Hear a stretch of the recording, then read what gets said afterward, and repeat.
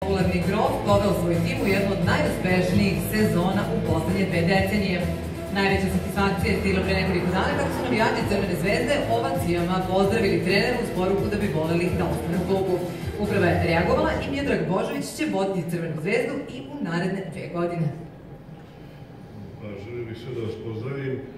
Ovo u naredne 2 godine, to je za trenera vrlo relevantna stvar, jer trener ostaje onoliko koliko ima uspeha. Drago mi je što sam večeras ovdje, drago mi je što su me izabrali igrači Srpske lige, jer da su birali novinari, vjerojatno ne bih bio izabran. Zato želim da se zahvalim svima, ali ljude ne možete da prevarite i mislim da mi ovo ne drže priznanje, jer ako se izaberu ljudi koji se bave fudbalom, mislim da od toga nema dalje. Drago mi je što je Zvezda prva, zahvalio bi se igračima, jer dobar trener je trener koji s dobrim igračima napravi dobar rezultat. S lošim igračima ne može niko napravi dobar rezultat. Hvala.